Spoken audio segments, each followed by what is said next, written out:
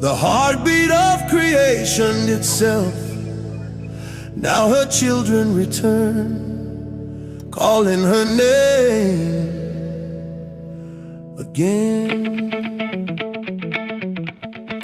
Say Alkebulan, Alkebulan, the mother of life, the mother of life, where the sun first shines, where the sun first shines. Rise again, Alkebulan, rise again, Alkebulan. Hey! Oh, Alkebulan, Alkebulan, Alkebulan.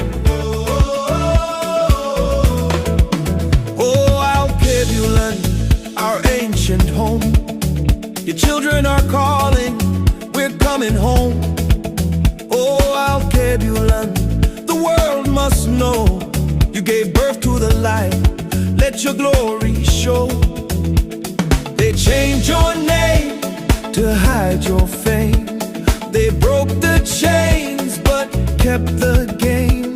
Divided your children with borders and lies, but truth never dies, it only multiplies. We are the sons and daughters of your soil, still rising strong from the years of toil. They took our name, but not our soul.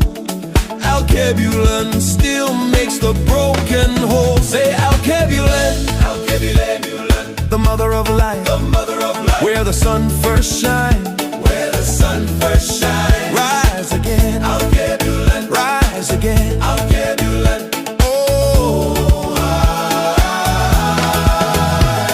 Alkebulan, cradle divine, mother of kings, the first bloodline. Oh, Alkebulan, spirit of grace, we're reclaiming your name, we're finding our place. No longer shall we live in shame, forgetting our truth, our holy name.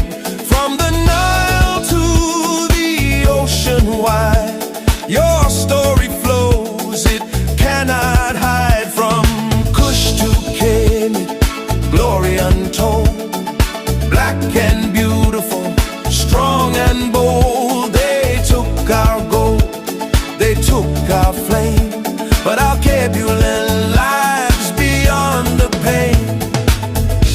They called you Africa, but you were more. You are the doorway the world was born through. The spirit of time, the rhythm of life. Alkebulan, our home, our right. Alkebulan, Alkebulan, the mother of life, the mother of man.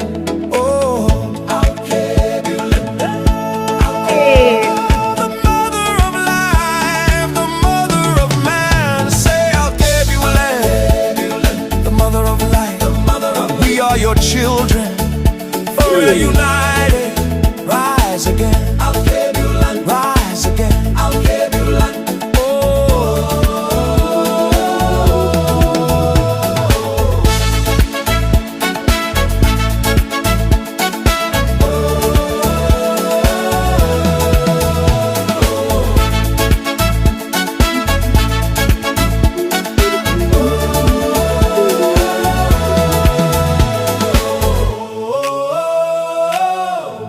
Alkebulan, ancient and wide, your glory is written across the sky. Oh, Alkebulan,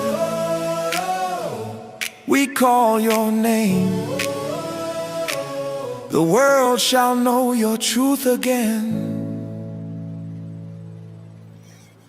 Greetings, greetings, greetings, everybody. I hope you enjoyed that music, that intro. I loved it. Please share your thoughts. What do you think? Okay, sorry for the delay. It looks like we've lost our guest again. Anyway, welcome, guys. Welcome. Welcome to another Alkebulan Awakening series in collaboration with my sister in Kumbukeni. My name, as always, is Oladile Dosumo. I'm the founder of the Emerging Alkebulan. You know what we're about. We're about decolonizing your minds and awakening your consciousness. And we know, as me and my sister have been discussing this, too many of us are not ready for the revolution yet. Too many of us are just not ready. We're not awakened enough yet.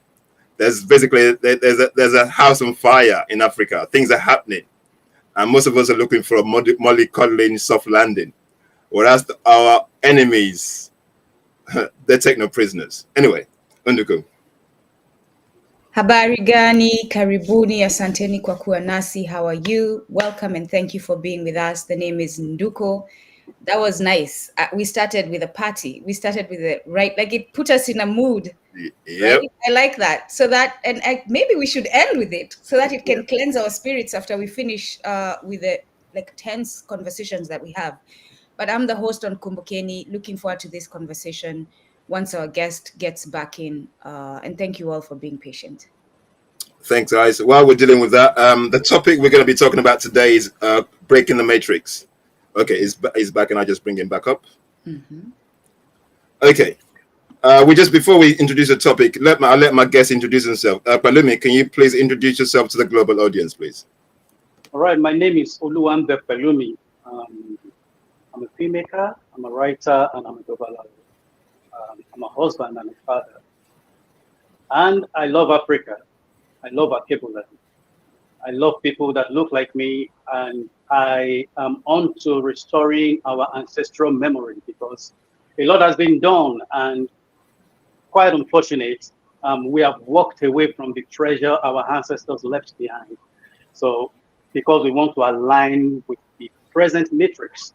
So my assignment, my purpose is to remind the people that, hey, there is a place called home, and that home is buried in our spirituality. And if we understand the true meaning of our spirituality, not what they told us about our spirituality, if we come to the source and we understand what it means to be spiritual in African context, then our life will become better, our politics will become better, and everything about us will become, better. So that is my own life assignment. So again, my name is Pelumi Folarin, and I'm glad to be here. Thank you. Thank you, Pelumi.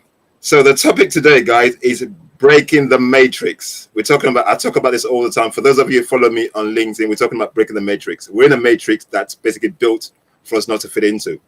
Breaking the matrix, the truth about Africa's freedom. Okay, Pelumi, let's start with the topic, please. All right, so the topic today is breaking the matrix. And, I've been talking about breaking the matrix for months now. And, my last video on breaking the matrix is the 73rd video episode of breaking the matrix. So I am so much interested in this because it is a reality we need to confront. So breaking the matrix, the illusion of the world and the path to true freedom. That is what I'm talking about today.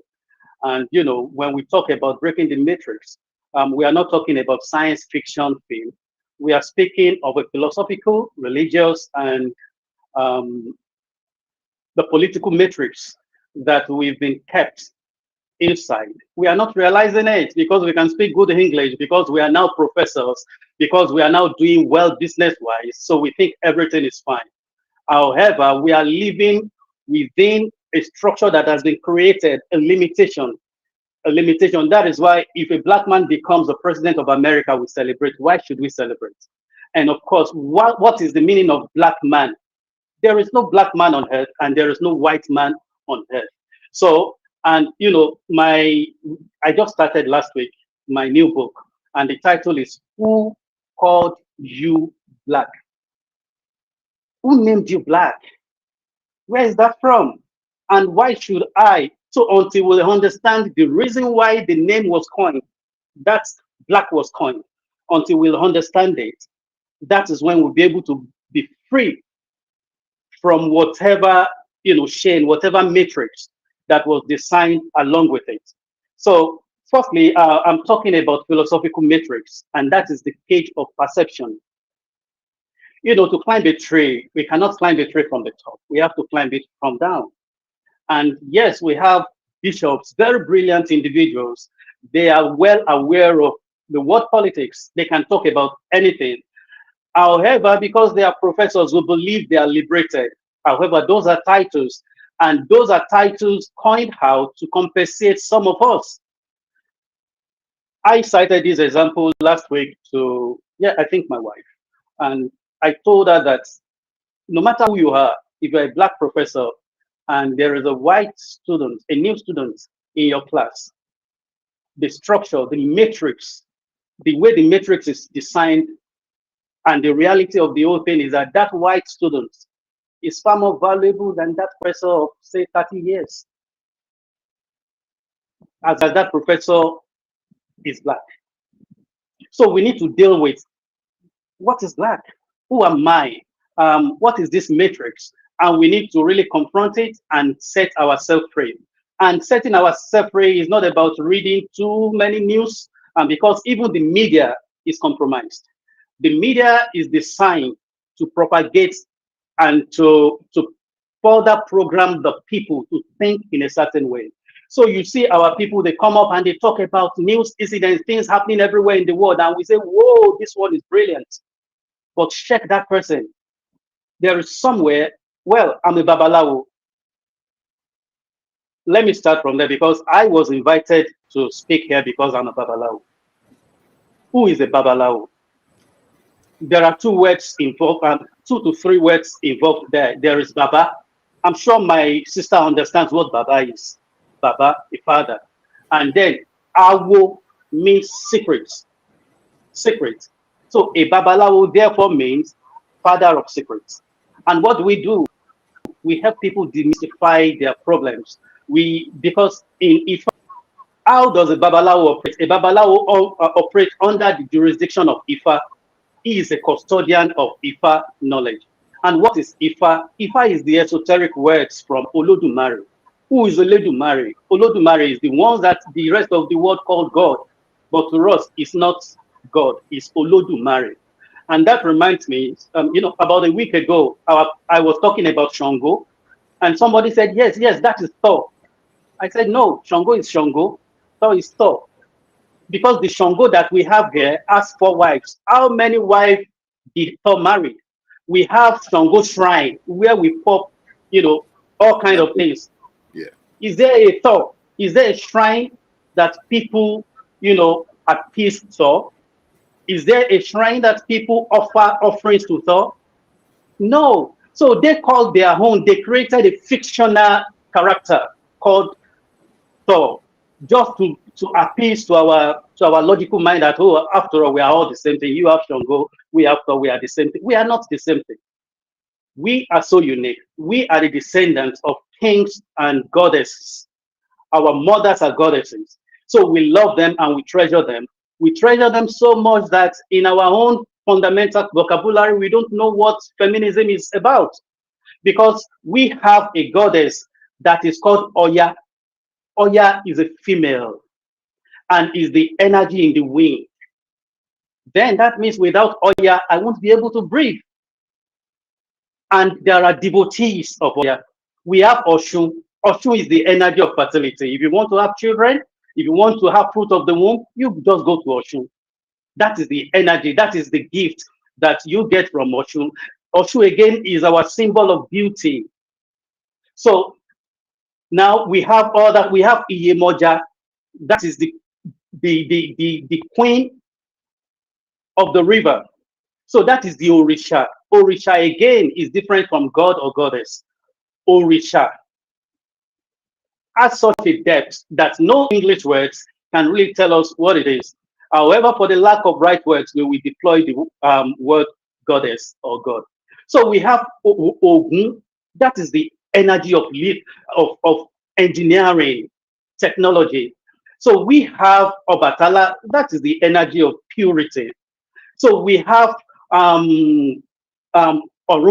That is the energy of wisdom, of discretion, of vision. So we have over 400 of this energy right here. And then I call Mr. Oladele, who is my Egbon. I call him Egbon. We can speak the same language. He's my Egbon.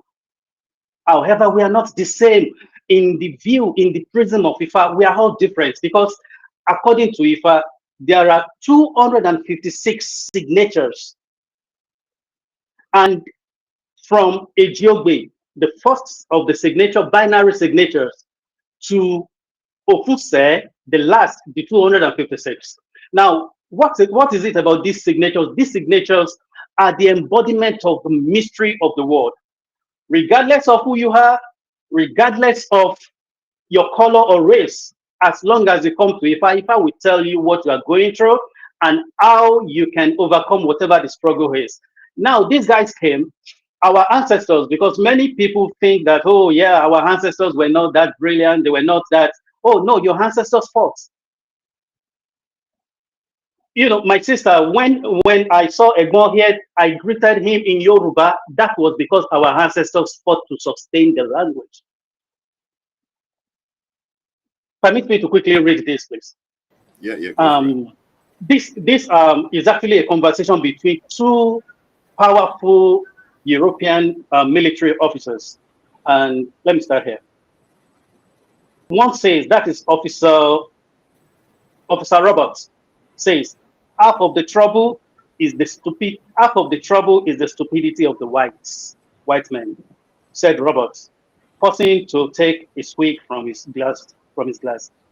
If the white man, he continues, if the white man would lay himself out a bit to understand the workings of the black man's mind, most of the messes would be avoided. Oh, so the argument runs to and fro, and then Captain Woodworth breaks in with a vehement sentence that sums up the conviction of multitudes beside himself. Don't talk to me about understanding the nigger. The white man's mission is to farm the world, and it's big enough job to cut out for him. What time has he got left to understand niggers anyway? There is one thing sure, the white man has to run the niggers wherever, whether he understands them or not. It is inevitable. It is fate. Sorry, my sight. It is fate. That is, they are saying it is the fate of the black man and the black land to be farmed by the whites. And of course, the white man is inevitable. It is the nigger's fate. Robert broke in. Tell the white man there is pearl shell in some lagoon infested by 10,000 howling cannibals, and he will held there all by his lonely with half a dozen canopies, all packed like sardines on a commodious 5-stone ketch. Whisper that there is a gold strike at the North Pole, and that same inevitable white skin creature we set out at once, armed with pick and shovel, a side of bacon, and the latest patent rocker. And what's more, he will get there, tip off to him that there is diamond on the red hot rampart of hell, and the white man will storm the rampart and set old Satan himself to pack and shovel work. But I wonder what the black man must think of the inevitable. And then the conclusion of everything is that the black man never understands the white, and the white the black. The white man mission is to farm the world. That is how they see us. We are their farmers, and our land is their farm ground. So, and they have been doing that. And that takes me to something that was said by Francis I, of France in the 16th century. And Francis says, this, he said, was like actually a protest against what Pope was doing. The Pope of then already gave the entire Africa, shared it between Spain and Portugal. And then Francis I says, the sun shines for me as for others. The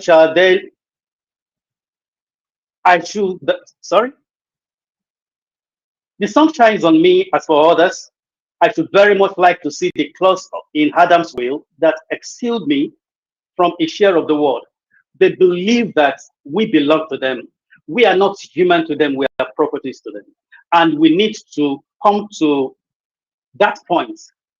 This is how these guys are seeing us. And then how do we want to see ourselves going forward? And then back to my topic.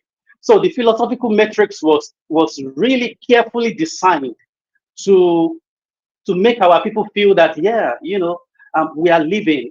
After all, we can quote Socrates now. Then we know what Aristotle say now. So we know the politics of America. So we are educated, not knowing that the kind of education that they gave to us in Africa is not actually education.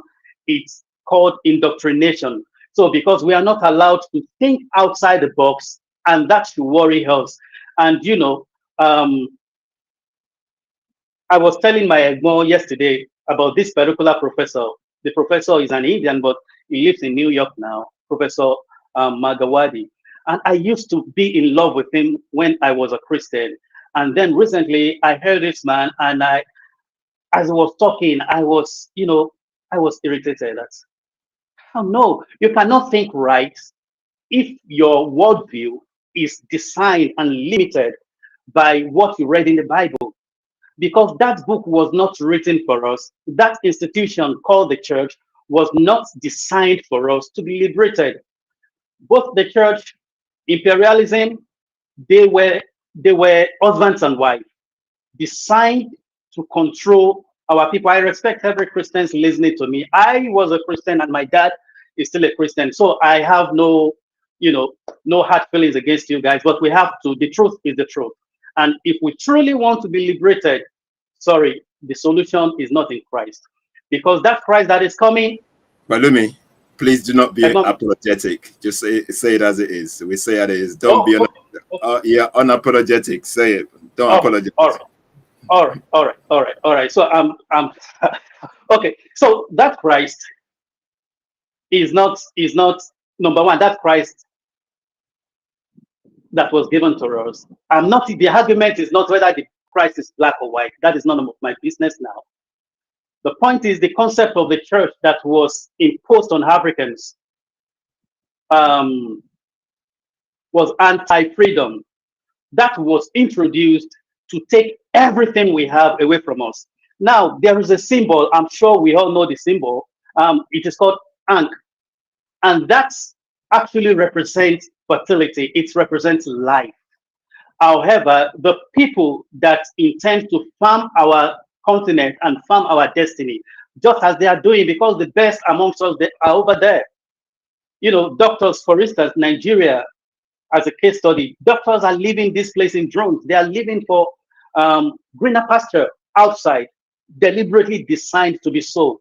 For instance, the University of Ibadan, the premier university of here in Nigeria, in the 60s, engineering was not introduced to them when they started the university college, as they called it back then. Engineering was not introduced because the structure understands that immediately you introduce engineering to a people, then they will start questioning things. They will start thinking outside the box. So they delayed on that. However, they gave them medicine, they gave them law. And guess what kind of law they gave them? European law, the British law. So our people traveled down to, Britain to study law, and they came back here because now they've been taught, they've been conditioned to think in a certain way. And then their loyalty is not with their people. The loyalty is was with the institution that trained them. So they came back here with their ego now, and their assignments, according to the structure that designed them, according to the structure that formed them, was to dismantle everything that is still making Africans to be African, like our food. Back in the days, I'm glad there was an interview between Egmont and Professor Dr. Patrick. And Dr. Patrick was saying that years ago, there was nothing like diabetes here. There was nothing like high blood pressure here. Those things are alien to us. However, they trained our people, conditioned them to see life in a certain way, and they made them so, engage in an oath that this system that is being given to them must be sustained. and they are really, they are carefully sustaining everything. So when I see the way things are in Africa and people are complaining, political analysts are talking, I just look at them and I smile. That our spirituality is our life. Our spirituality is everything about us. For instance, Egmon's surname is Dosumu. What is the meaning of Dosumu?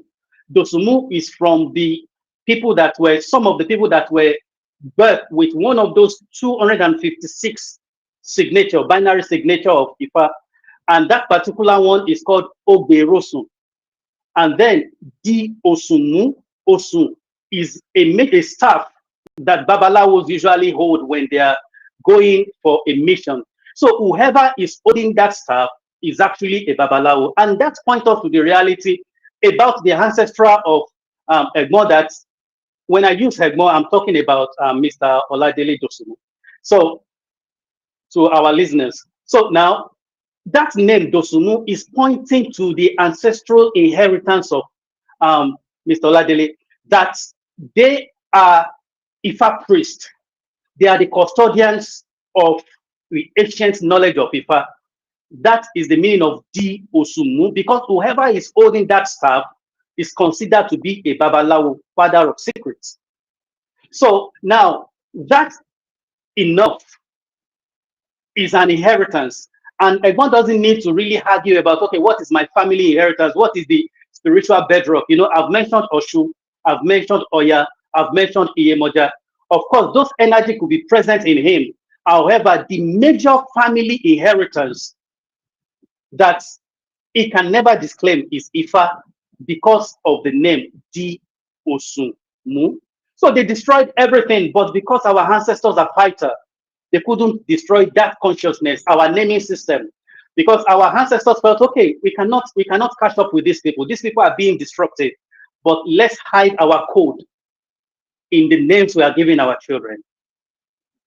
So Dosumu is extremely meaningful. Now, let me go back to that, the philosophical matrix, the matrix of perception. Philosophy has long warned that the greatest prison is the one built in the mind.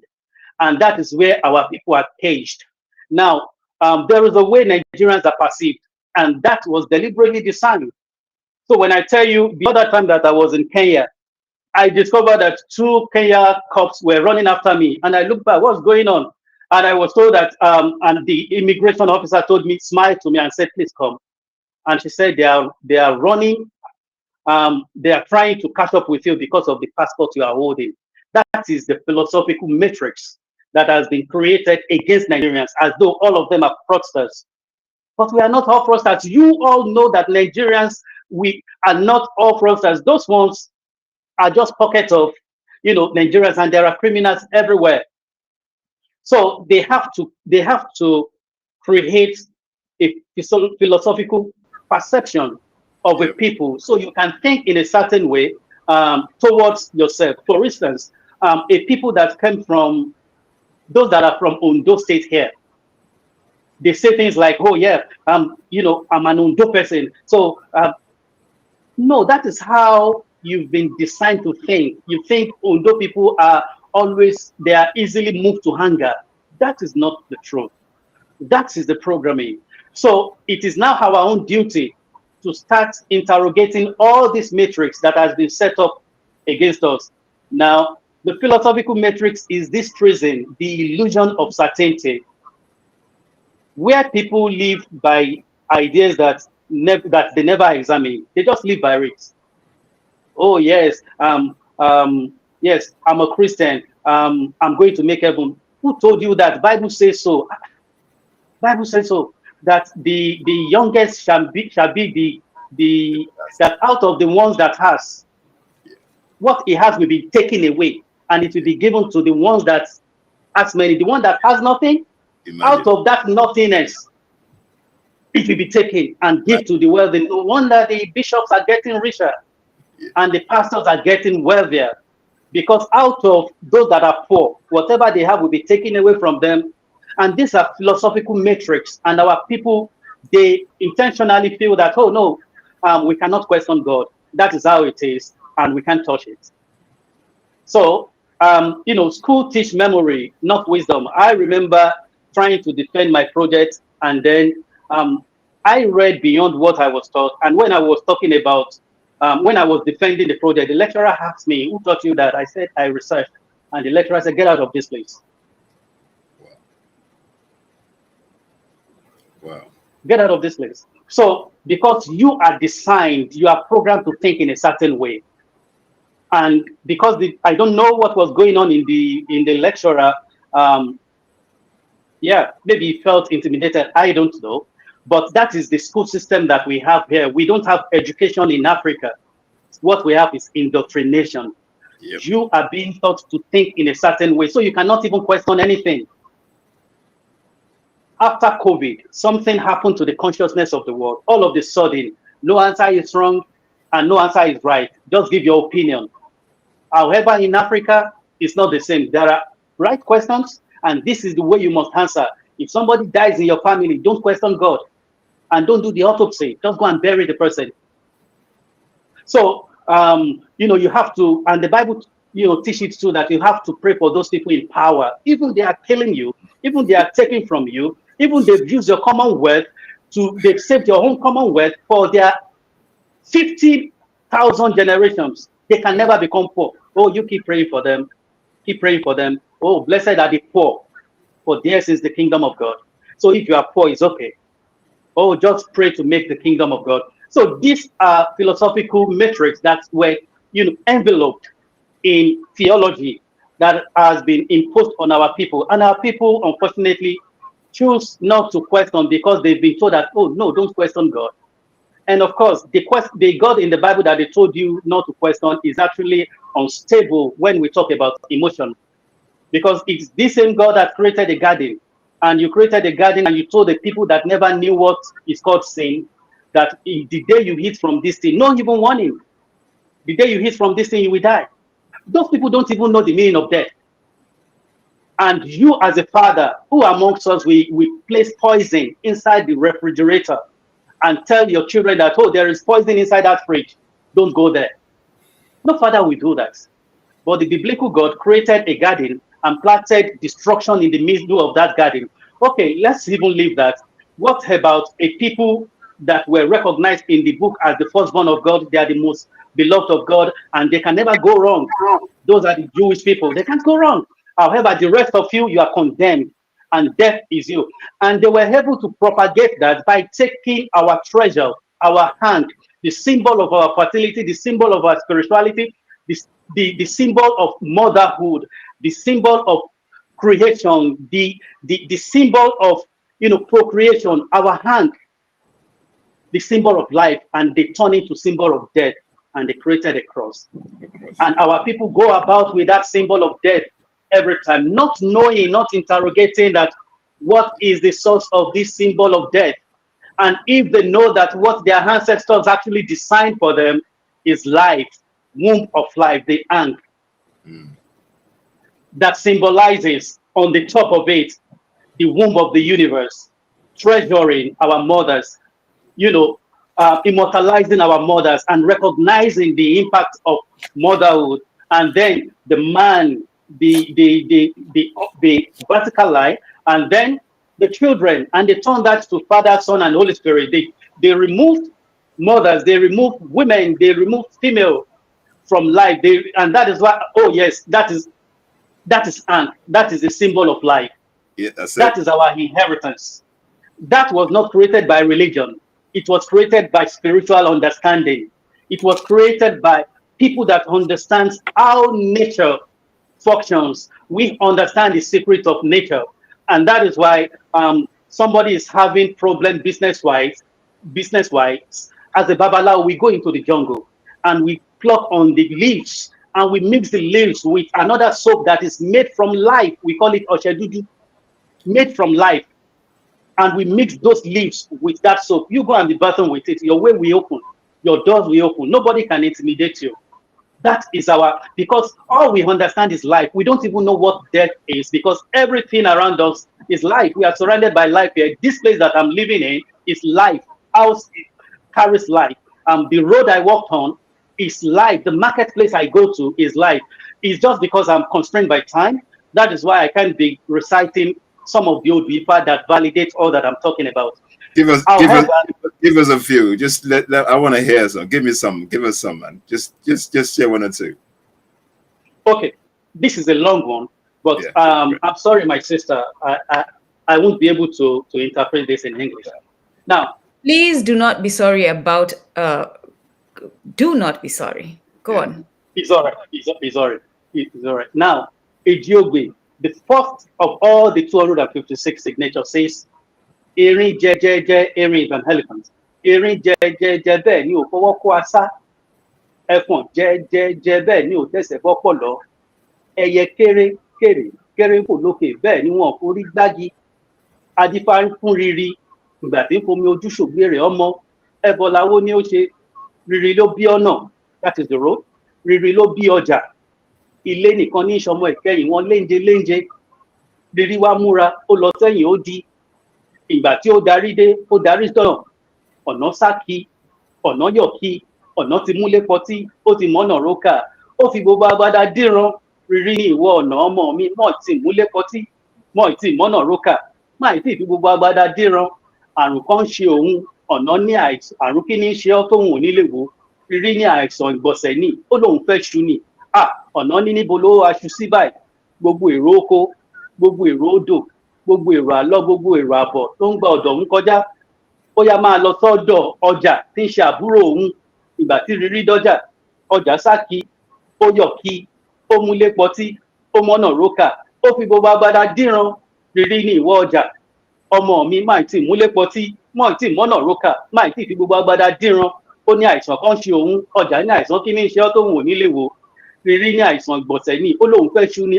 Ọjà ní níbo ló aṣu sí báyìí, igbá elépo, igbá aláta, igbá onírú, igbá oníyọ̀. Ó yá máa lọ sọ́dọ̀ ilé tí ń ṣe àbúrò òun.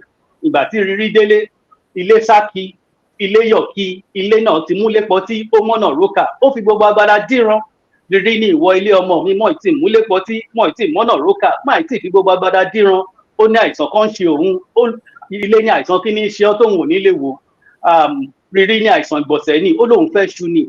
Ilé ní àtikítú ni, ó ní ṣe bóun lòun ní káà, òun lòun ní sàrè, òun lòun ní tàgé. Ní Riri wá ságírí wọnú káà, wíwọ̀ tó wọ káà, ó su òwúrọ̀ ajé sínú ilé. Wíwọ̀ tó wọ sàrè, ó su àkóǹkó tán ìlẹ̀kẹ̀ ṣẹ̀gí. Wíwọ̀ tó wọ tàgé, ó su àkóǹkó tán ohun ọrọ̀ nífẹ̀ẹ́. Ohun rere wá kúnnú ilé ní pitipiti. Ijó ní ń jó, ayọ̀ ní ń yọ̀. Ó yan àwọn awo rẹ̀ ń ṣẹnu rere ń kífá, ẹsẹ̀ tó nà, ijó fà á. Ó ní ilé ni yòówù aya, ilé ni yòówù ọmọ, ènìyàn kì í ṣe fújà láì nílé. Ilé ni yòówù ọmọ, ilé ni yòówù aya. And the Ifa goes on and on and on, telling us that the marketplace, the road you ply on, and where you live, they are all spiritual entities. So we need to live with this understanding. And if our people disconnect themselves from this Judeo-Christian philosophy of making them focus on heaven when they have a place to live, their ancestors, you see, let me use myself as a case study. My ancestors, my fathers, my great-grandfathers left hectares of land. However, because my own fathers, they subscribe to the Judeo-Christian philosophy. All of a sudden, they were not interested in what their ancestors left behind. So they are poor, they are alone, they are old and alone. And then they are still in foreign land. They can't even go home because foreigners are taking over the resources that their ancestors left them. However, the reason for that is because their focus was in heaven. They want to make heaven. And that is why they are totally earthly useless. So, and that is the reality confronting all of us. So our spiritual, I'm brought here to let us know that our spirituality is the way forward. Now, okay, let me just jump to the metric that has to do with religion. So the religious matrix, I tag that, cathedralism and the colonization spirit. Religion was meant to reconnect humanity with Eledumare, the supreme universal consciousness, the living source within all things. The word is not religion because we don't know what that is in Africa. However, they came with a philosophy that separates things from each other. To us, life is whole, life is complete. Yep. So I was on a platform today and they were asking me about money. I said, sorry, the way we see money is that it's our right, it's our inheritance. We don't struggle for it. We are hardworking, so we have to we give value, we live a purposeful life. Now, someone like Egbon Oladele Dosumu, because of that name, it is very, very sure that he's going to flourish if he's in the area where he's impacting knowledge, because his ancestral memory that we are able to deduce from his name, Dosumu, his great ancestors were Babalawo, fathers of secrets. So, and because of that DNA, he will do so well as a Babalawo. If he chooses to follow that route, he's going to do so well as a teacher. He's going to do so well as a philosopher. He's going to do so well as a thinker. And, Egmont is already doing so well. And, it's not because the world has changed. We are no more living in, a lot has changed. There was no airplane when Ifa came as an inspiration. And the prophet, just as, Muslims talk about Muhammad and Christians talk about Jesus. However, the personality that came with the philosophy and the DNA and the medicine of Ifa is called Orumila. He's custodian of that Ifa. And Ifa, again, is medicine. Not limited to that. Ifa is spirituality. Not limited to that. Ifa is mathematics, because you have to be able to understand the mathematics of Ifa before you can interpret the message of Ifa. So religion was meant, I've said that, but when religion becomes cathedralism, which is another variant of capitalism, so they felt that, okay, we have already dominated them, business-wise. So how do we control that thing that is making them stubborn? And that is our spirituality. Because if you are living by the consciousness of African spirituality, you cannot be easily controlled. You can't be easily deceived. You see through the lies. You see through the matrix. So cathedralism is the industrialization of spirituality, the conversion of divine encounter into institutional power. It builds systems that demand worship but suppress awakening. Oh no, you have to worship God and worship Him alone. You cannot question anything. Just do it as you're told. And when they tell our people to go and be eating grass, they eat grass. When they tell our people that the last money in your bank account, withdraw it, you don't question it. It is God that is demanding for it. And you just have to give it. And that our poverty is increasing as a nation. Our poverty is increasing as individuals. And we think a God is somewhere that loves our stupidity. No, in Ifa, wisdom is treasure, not stupidity. You have to be able to question things. The Yoruba says, "Omo to ba ma je asamu, kekere lo ti ma jẹnu shamu shamu." So, so that is our reality right here. So just as capitalism transforms human creativity into economic machinery, cathedralism transforms spiritual awakening into, ecclesiastical hierarchy. So, oh no, your bishops are superior to you. Your bishops are like, you even call them my father in the Lord. And some position themselves as God. That, for instance, Adeboye of Redeem, his members believe him so much that even the Christ they are reading, the Christ they are proclaiming, if that Christ appeared to them, they will tell Christ to go and sit down, because their father in the Lord has been changed, has become God to them. Now, in African spirituality, it's not like that. African spirituality gives you your own power, teaches you respect. I do not have choice. It is a taboo for me to address Egmo Oladele Dosumu as just by his name. Calling him Dele Alpha now is a taboo. According to our tradition, I'm actually cursing myself for doing that, because the people coming behind me, the way I have disrespected him, I will be disrespected as well. Yeah, so that is our ancestral treasure. However, westernization has reprogrammed all of us that, oh no, just call everybody by their first name. That's okay. And that is why you see a great uncle raping, defiling. Um, there are little girls, a little girl that came for holiday because you guys call yourself by names. Somebody cannot be calling you daddy, daddy, daddy, daddy, and you are in your right senses, and you think you're approaching that person to defile her. No. However, because respect has been taken away, and of course they have to break us as a people. They have to destroy us as a people. And that is why you see that even everyone is living in America, everyone is living in Europe. However, you are not treated the same way because they see you as black. That is what they call you. And they call some people white. And those guys are enjoying some privileges that black people do not have access to. How do you feel, my fellow half Alkebulans, when you see a white cop standing before you while you are driving a car that you bought with your hard-earned money? No matter how educated you are, you will have to be patient because you really don't know. And the will of justice is always working to defend white coats. However, the justice system is designed to oppress people that look like me. And we are not interrogating our people who are busy going to church Sunday for hours, and they return back there on Monday, and they return back there on Thursday, thinking that a God is coming to save them. Nobody is coming to save you, Alkebulan. Nobody is coming to save you. You've got to save yourself. And going back to the 256 signature of Ifa, now, if myself and Egon, we entered Igbodu, that is the place where people are initiated into Ifa. We enter the place. I am too sure that we are never going to be given birth to, we are never going to have come out with the same Ifa signature. And because we are not the same, we don't worship people here. As an individual, you know who you are. You are a son of a king. Yes, you have Egbon. Egbon too is another individual that needs to be respected. So we love respect here. We nurture respect. However, because politics and religion, they work hand in hand.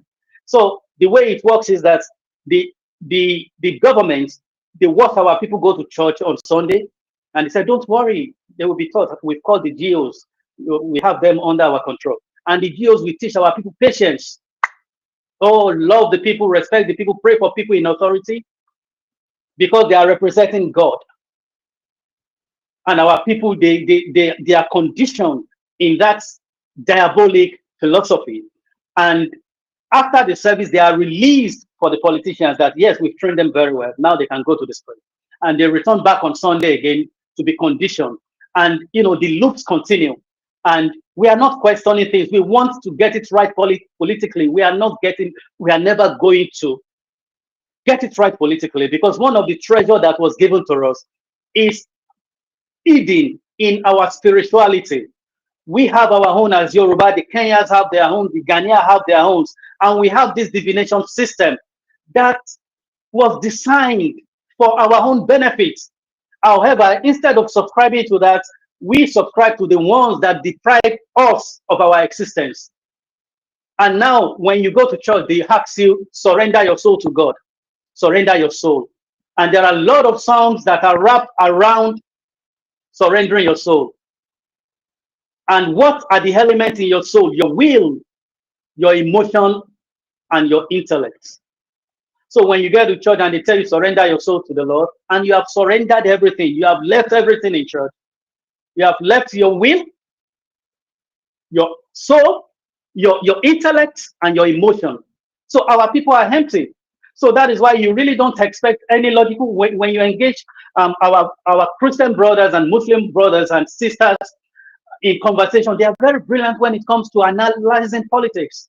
But when it comes to talking about, look at Africa, look at your wealth as a people, they cannot see. They are telling you, Bible says, Bible says. That book was written to condition you, to strip you naked. They are busy in our jungles, taking our treasure, taking our resources, yet we are clinging onto the Bible, thinking a Messiah is coming to save our people. That Messiah is not coming. Now Trump is pressurizing our people in Nigeria, pressurizing our government. Of course, they have not been doing well too. We know that. However, there are other ways to do that. Not, through Twitter and all that. There are other ways to put pressure on each other that we need this, to be shaped. However, the sad reality is that even Trump himself says that US aid is one of the sponsor of terrorism in Nigeria. So the US sponsoring terrorism in Nigeria, that same US pressuring Nigerian government to fight against terrorism that they created. And our people are busy analyzing and they are talking around that. And as long as we are away from our ancestral memory, oh yes, we will be the most celebrated professor in Harvard and in Cambridge.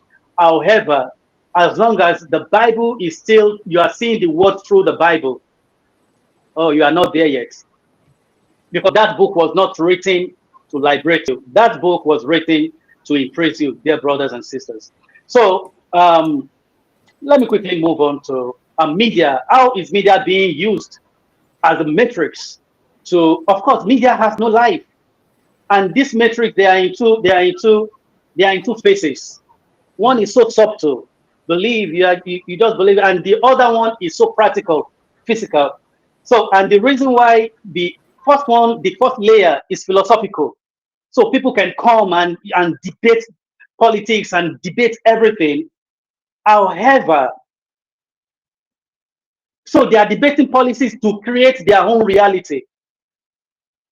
We create, oh yeah, this is how it should be. A very, very bad government. You still see some educated people saying, no, they are doing their best. If they are doing their best, it shouldn't be through media, it shouldn't be through book. We should see it in marketplace. However, the Bible already says, pray for the people that are leading you. Pray for your leaders, and that the Lord should keep using them, that the Lord should keep leading them. However, they keep doing that, and we expect a change. There is no pressure. Now, Lagos State government just told a major activist, one of the leading activists in Nigeria, Showore, that he's been declared wanted, that he shouldn't lead protests, that in fact I think the order is shoot at sight. Yeah. People want to protest against bad governance. And they are saying, no, you cannot protest. And of course, the Christians will say, no. The earth is not our home is heaven. So we don't really need to get ourselves bothered with what is going on right here. However, African spirituality provides us the way out to all these messes that we are in. This matrix that we've been designed, that has been designed to control the way we see life. African spirituality provides a way out. And one of the ways is that, what they call Holy Spirit this is amazing. The Christians refer to an element as Holy Spirit. And every Sunday they go to church to invite that Holy Spirit to them. However, according to our ancestral knowledge, our ancestral wisdom, your Ori is that, if there is anything called Holy Spirit, that is your Ori, your supreme self. It is inside you. You are the Holy Spirit. You embody everything. Nothing is outside you. You are an embodiment of everything. And that is our ancestral wisdom. So we take accountability about life. So who I marry, I'm accountable to. I'm not saying, oh, the will of God. Who is God choosing for me? Whoever God wants me to marry, that is who I will marry. No, you have brain. That is why the supreme mind gave you brain to think, so you can think. However, you see how on the increased divorces, yes, even pastors are divorced. Like the one of them that's that they love so much here in Nigeria, the Christ Embassy guy, divorced his wife. Yeah, divorced his wife, and yet people are in that church thinking that God will give them great home, when your pastors don't even have any reason to keep his own. African spirituality gave to us that accountability, that you are accountable to yourself, you are accountable to your Ori. So it is within your responsibility to go to a father of secrets, someone that has submitted himself to understanding this secret and get information that has to do with your egg, with your higher self, with you. And then Ifa will reveal everything. And not just Ifa, I'm talking about Ifa because I'm a custodian of that knowledge. I'm one of the custodians of that knowledge. So there is Afa that Ghanaian people, practice. There is Afa, that the Igbo, our Igbo cousins are practicing. So we all have our spirituality. And we are never going to advance as a people. We are never going to win as a people as long as we are saying the God of Abraham is your God. The God of Abraham doesn't know you. Christ doesn't know you. That Bible is not written for you. Exodus was removed from Bible from the book during the transatlantic slavery. Exodus was removed, part of Isaiah was removed, and Revelation was removed because they wanted they do not want the slaves to be aware of what happened in Exodus, that a people were enslaved for over 400 years, and during Exodus, they left that state. And Isaiah, a part of Isaiah that says, oh, the Spirit of God is upon me, He has anointed me to preach salvation, they removed those parts. And Revelation, the judgment of their God against the wicked, they removed those parts. And then the people were reading, the slaves were reading it, and they were so passionate. It's called the slave Bible. The slave Bible, absolutely, sir. Thanks for that. So now that was the reality, and even the ones we are carrying, the person that determined the interpretation is your pastor. Christians dare not go to their pastor and tell the pastor that, oh, sir, the Holy Spirit told me not to come to this church again. Now, back then in Ogun State, I was attending a certain church, and that's very early in the morning. The pastor was prepping the officials, and he said, if the Holy Spirit tells you not to come to church, tell the Holy Spirit that I, your pastor, told you to come to church. Wow. Control. Oh, the pastor, yes, control. And that brother is in Canada now, controlling the white and all kinds of people. However, we have to break through, sisters and brothers. Ours is an inheritance of completion.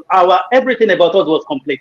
There was no distance between spirituality, medicine, great home, great health. There was no distance. And our ancestral memory guarantees us all that. If only we are willing to throw away that Bible and to adopt, to accept the way of our ancestors. You see, we are so educated, so we believe, and so we think. However, our ancestors that we think are not educated, they were able to acquire properties, landed properties. And as educated as we are, how many landed properties do we have? We're stuck in the matrix. Genius. Yes. So we have to break free from all these, matrix. There has to be a revelation, and it has to start with each of us. So if I wake up like the principle of Ubuntu, you are because I am. So if I wake up, then over time, I don't need to frustrate others. Over time, they will see through my shining, they will see through my evolution and come to the light of this ancestral wisdom. So let me conclude so I can allow you to ask me questions. Our ancestors left us huge treasure in Ifa, in Orisa, and in our spirituality. And it is good we start waking up, because we are sleeping. We are sleeping. Africa is never going to Alkebulan. Africa is never going we are never going to emancipate as a people as long as we hate our ancestors. If we hate our ancestors with such passion, if you hate their ways, we are never going to evolve. These guys will keep farming on our destiny, because if you are living within your ancestral memory, you cannot be controlled. You will see through the matrix, because you start seeing yourself as an individual, and you won't need any Christ to come to your aid, because you are even more noble than their Christ. You are far more noble. Your assignment is clear. That is, we call Isheche. That is, the umbrella that is over all that we practice as spirituality, Isheche. That has two words, Ishe, Shishe. There is work to do, which already declares to all of us that you are here on assignment. So my assignment is not to sing. Somebody is singing in choir, and you're asking that person that, what is your life assignment? And the person is saying, my assignment is to sing in choir. Your assignment, your purpose is to sing in a choir. Singing a lie. Yes. Your purpose is to be an usher in a church. Don't you? The world is so massive. We all have a place there. That is what we know.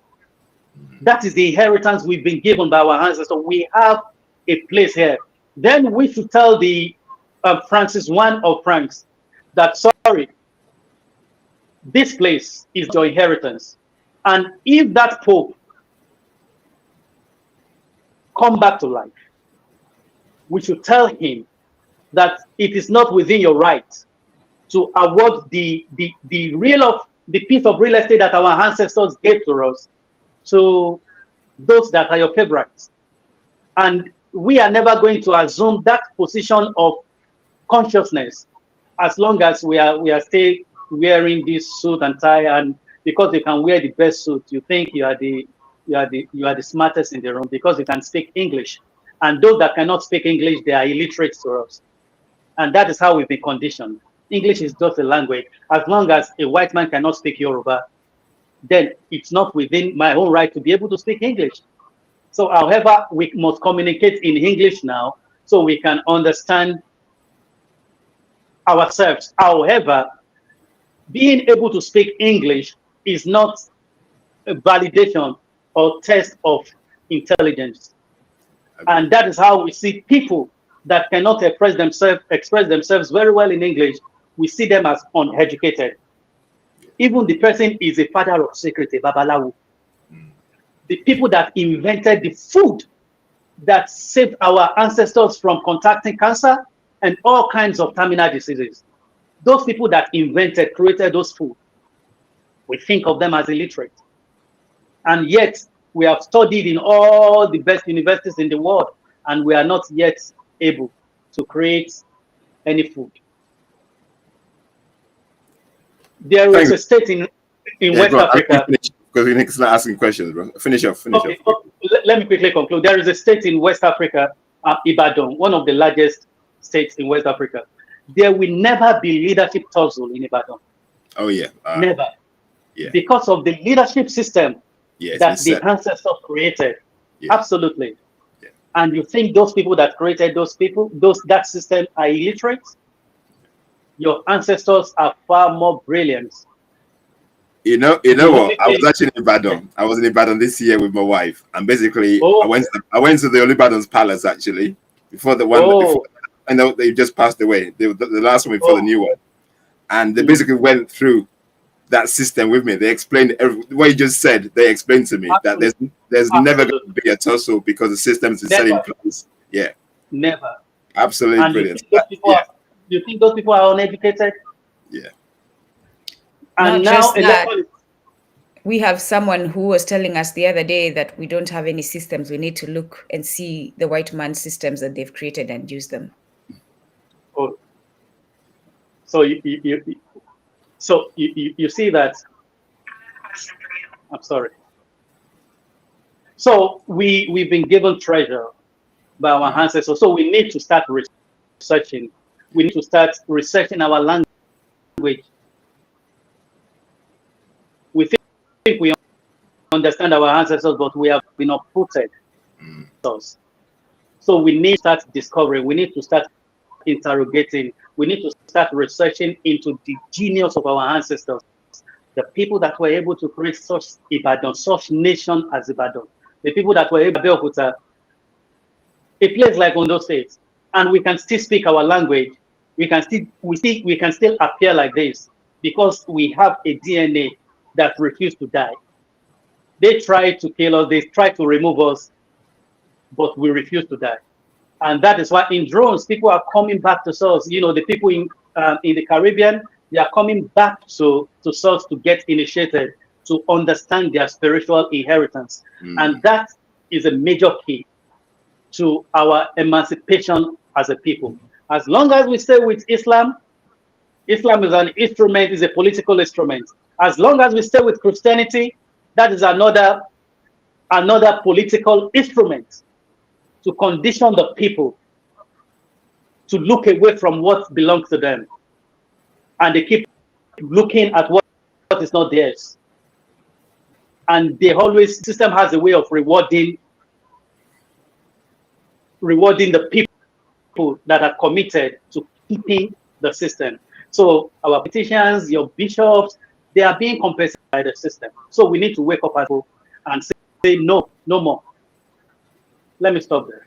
Okay, thank you, my brother. Let's yeah, thanks for that. My first question for you, and this basically something I hear all the time. You know, I even hear from diasporans, miseducated Africans say this all the time, and they always say, so if your African spirituality is so powerful, why did they not save the European conquest? I hear a lot of them say this all the time. Why, if African spirituality is so powerful, why didn't we stop the Europeans from conquering Africans on our soil? What do you say to that? Oh yeah, we are so powerful. That is why we still exist. There are people that have gone on extinction. There are races that have gone on extinction. There are languages that are no more existing. Anyone that is educated enough, informed enough, will know that there are languages that are no more in existence. So that Yoruba still exists today means we were not fully conquered. Now, what do you do in your children? Now, I wrote a script. Well, the title is not coming to me now. However, what do you do if a visitor comes to your house and the visitor offers your children a lot of candy and goodies, and your children, you know, buying the interest of your children, and over time that visitor foreigner was able to do that, and the foreigner peacefully encourage you that, oh, allow your children come to my place, so we can teach them our language, and they persuade your children or they persuade your family, and you feel okay, no problem. Just assure me that nothing bad will happen to my children. And you guys, the compromise. And then you travel with this white man, learn the white man way. Now your children coming back. What happened is that if it appears as though we have been conquered, no, we were not conquered by white men. We were conquered by our own. If it appears that as though we have been conquered as a people, the people that are doing the job, they are not in white skin. They are that look like us because they've been trained in the ways, they've been conditioned, they've been programmed to carry out a certain assignment for their patrons. So the white man, you see, Catholic first came in 14th century to Benin, and the people of Benin fought. They revolted, and they ran back to Portugal where they came. Yep. And then 100 years after, they returned. Now with better strategies, they've done their research. Now the Anglican came in 1842, Methodist came into Nigeria in 1842, and the Baptist came in 1850. And then Catholic returned after 14th century. Catholic returned back in 400 years apart. And you think your ancestors didn't fight? No. Your ancestors won the invaders, only that they could not fight their own. So the mistakes our ancestors made was to release their children to go and learn the way of.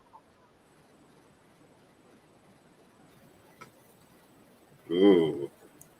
I was gonna say, Oladele, also we were defeated because we were detached from, because we abandoned our way. That's why we were defeated. Because if we hadn't abandoned our way, and for those who did not abandon their way, for example, the Mau Mau, the Kenya Land and Freedom Army, they won. Yeah. They haven't gotten what they were fighting for, but because of the pressure that the Mau Mau gave the British is why Kenya was physically released from that control. But again, if we are going to abandon who we are, of course we're going to be taken over. And you know what he's saying there is basically, and he's going to where you're going. It's basically once you lose yourself, we lost the connection. Yes, we lost how the can you connection. defend We lost the yourself? connection. And once you lose your connection, and this was is a deliberate ploy by these people. They knew how powerful we are with our connection to our spirituality. So they had to find a way. And they got us. Because like he said, they went and came back. Initially, they could not defeat us. So then they had to go develop the gun, which basically overwhelmed us eventually. Because they tried so many ways and they couldn't win. So they had to go develop a firepower, the bomb, to do what they had to do. So our ancestors did fight. And a lot of people say this, why didn't they fight? But they did fight. The sad thing is like the story of African wins is never shared. Because the story always glorifies the hunter, not the lion. So yeah, we're just waiting for our brother to come back. Unduku, you wanna what do you want to add anything to that?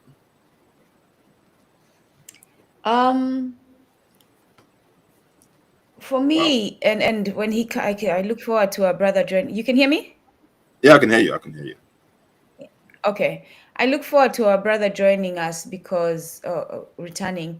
The question now is for those of us, those in the community who seek to, if they choose Ifa or whatever other African spirituality path that they choose, and it has to reside with you. So it's this.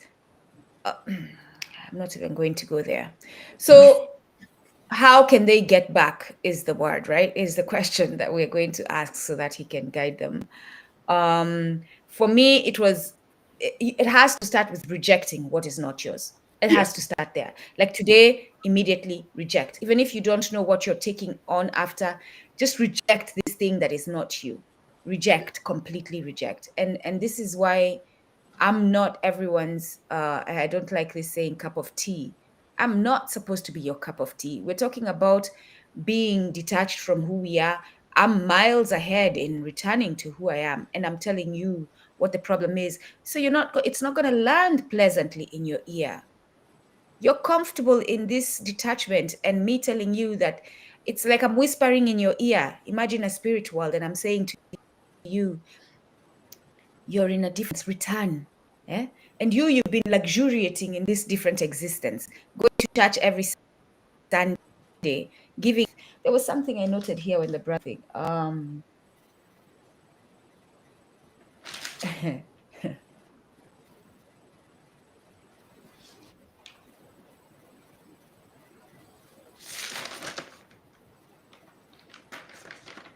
There's many things I want to ask when he comes back. Yeah. This Church of God is another one. That it. You said it's a net. Christianity is not logical. It's we go along with it. Yeah, he basically said there's a network problem. So yeah, I'm talking to him now. He's coming back. Yeah. So this whole idea of chosen people, and Africans defend, right? Africans defend Israelites are the chosen people of God. Of course they do, because they are indoctrinated. And so the thing that I'm saying that's illogical is that African is not going to stop and pause and say, I just said I'm not chosen. Yeah. But I'm still going to pray to that God who hasn't chosen me.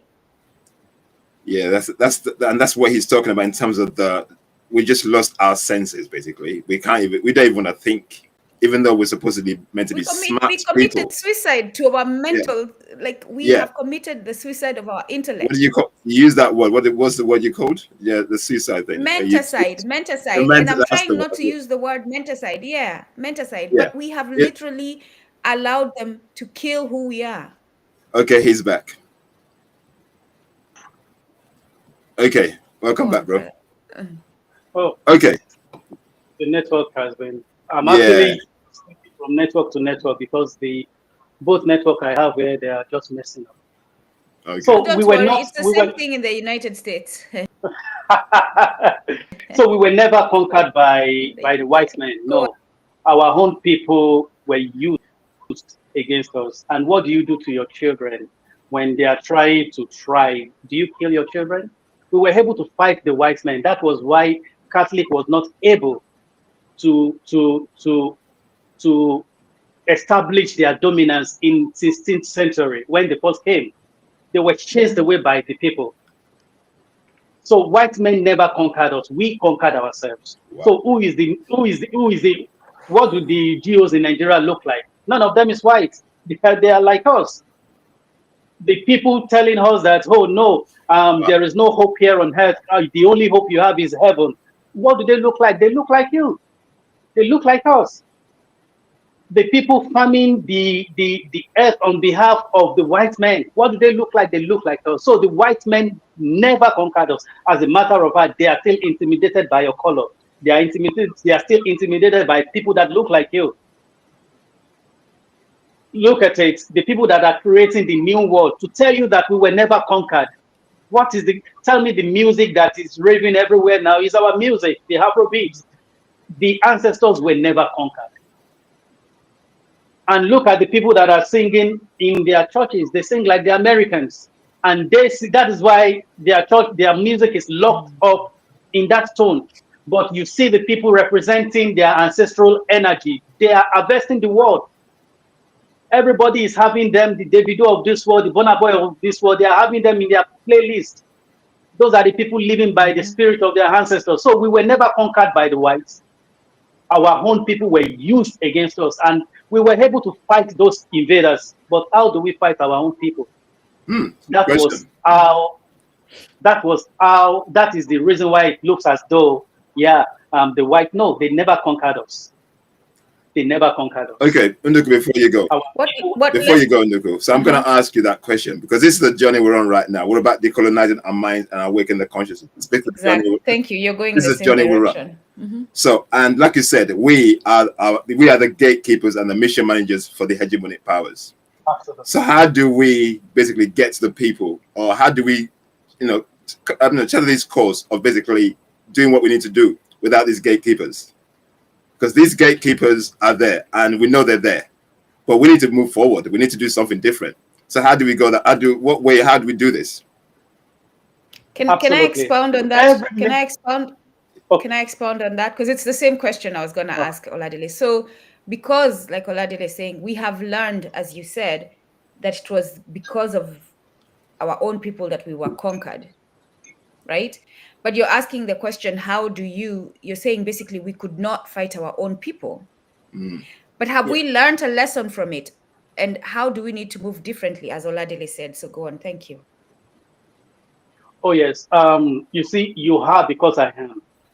Now we met through this virtual platform. We have, the few of us need to start using the same media that they've used to condition our mind. We need to start getting onto those platforms, and we need to be courageous enough to speak up. The worst that can happen has already happened. Look at the situation everywhere. So one of the ways is the media has no life. The media is not the matrix. However, the powerful ones are using the media as a tool to control the people. So in that same way, we, the Alkebulans that are waking up, we need to maximize the energy of that same media. We need to maximize the usefulness of media, and we start speaking up. Now, there are people that they have never had any reason to interrogate the scriptures. But if we are not talking, and as you have said that, we shouldn't apologize for saying the truth. If we are not talking, if we are not speaking up, those people, they are sincerely searching. They know this whole thing is not working. They have given their lives, they have given their resources, and nothing is happening. Every Sunday they read to them, bring all your tithes unto the house of the Lord, and he will open the windows of heaven. And no window is being opened. They are still poor. They know something is wrong. And the rest of us that are waking up, because the waking up is going to be gradual, and the ancestors, they are the ones returning back. We believe that the ancestors are back because we believe in reincarnation. The ancestors are back, and they are harvesting the souls of their children. They are coming back. They are already here on earth, and they are waking people up. So we are awake. You are awake, and our duty is to start speaking up so we can wake up others that are still sleeping. And how do we do that? We start talking about things we are sure of. We start talking convincingly about that's the devastation they have caused on our land and our people. People at first will not listen to us, but if we are farmed enough, then we start attracting their attention, and over time they will start. So I believe media is an instrument that we need to use substantially, not to promote what they are deliberately. You see, the TikTok in Nigeria, for instance, is not the same TikTok in UK. It's not the same TikTok in Singapore. It's not the same in America. So the algorithm of this TikTok in Nigeria and the rest of the Africa is designed to keep distracting the people. So you have a lot of nudity, you have a lot of things that do not make much sense flying about. So we need to intentionally maximize the power of media. Media is there to be used as a tool, and they've used it. Obafemi Awolowo is the owner of Tribune, Nigerian Tribune, a newspaper. Abiola is the owner of Concord. Tinubu is the owner of The Nation. So these guys are using media as a tool to control people. So we too, as we are waking up, gradually, we should start waking up others. And how do we do that? Through this same media. For a very long time, I stay away from Facebook because when I was a Christian, I was very active on Facebook. But now I'm telling myself that, oh no, because I've been reflecting on the Honorable Maponga, that this man is active. He was a bishop in Seventh-day Adventist, and he's speaking loud everywhere on every platform. So, Pelumi, what is stopping you? Go back to that Facebook and be telling the world your discovery and how this discovery is going to help us as a people to emancipate to whatever we are saying. We are not like this. We are not cowards. We are a powerful people. We understand what life is until they brought us death, the symbol of cross, in the symbol of cross. And our people proudly wear it around themselves. They use it as lapel. They use it. They even put the picture everywhere, the symbol of death replacing the symbol of life. And to those of us that are waking up, we need to let people know that, hey, this is this, this is this. And I'm so glad that everywhere in Africa, people are waking up. Oh, yeah. It's happening. Let me stop. All right, Undergo, well, you got to go on. I was going to say, does Ifa believe in heaven and hell, and does it believe that it's if certain people do not follow Ifa, they're not going to go to heaven, and everyone must follow Ifa because it's the only path to heaven? Does Ifa tell you how to dress? Does Ifa tell you that as a woman you should sit in the back and you should not? The man you have to be quiet when the man speaks, because the man is the head of the household. Does Ifa what other thing, Oladele? Does Ifa tell you that you must give 10% of your income? That, like, please break it down, brother. Oh yeah. Now, where I stopped at Ankh, symbol of life, being replaced by the cross, symbol of death. So Ifa is all about, Ifa is just one out of 400 pantheons that we have. Ifa is just one. Let me quickly recite this. Ifa Abatanla ni baba ẹ̀fọ́ wọ̀nyí. Adífá fún ilẹ̀ tí ń sunkún òun rọ́mọ bí. Ilẹ̀ was crying. The earth was crying that, oh, he desires to have children. And then Abatanla ni baba ẹ̀fọ́ wọ̀nyí. Adífá fún ilẹ̀ tí ń sunkún òun rọ́mọ bí. Ẹ̀bọ̀làwo ni ó ṣe. Wọ́n ní kó rú irunwó ẹmọ́, kó rú irinwó ọmọ òbí, kó rú irinwó atare, kó rú irinwó ọ̀kẹ́ owó, ó rúbọ. Ìgbà tó máa bí ó bí irinwó ọmọ, ó wò wọ́n tán, ó ní ǹjẹ́ òun tún lè bí sí. Wọ́n ní kó rú igba ọmọ òbí, kó rú gba atare, kó rú gba ọ̀kẹ́ owó, kó tún rú gba ẹmọ́, ó tún rúbọ, ó tún bí gba ọmọ. Ó ní ẹgbẹ̀ta yìí ti tó, that is 600 is enough. The earth gave birth to 600 children. Now, ó ní kí irinwó máa túlé ayé ṣe, the 400 should stay on earth. Ifa is just one of those 400. Kí igbá máa lọ rèé tó di ọ̀run ṣe, 200 should go to the realm beyond, where the people call heaven, Odiorun, which is not in the sky, is just another realm to us. So because there is no death in our spirit vocabulary, there is no death in our spirituality. We don't die. I have been living before I was given birth to, and after I'm done existing in this form, I keep living. So there is no death in our spirituality. And then in Batobimo, so now that philosophy is saying that Ile, that is why we call Irumole, Iriwo Omoile, the 400 children of the earth. So Ifa is just one of them. So we have every other energy. So number one, the purpose of Ifa is to point you to your own path so you can be limitlessly rich.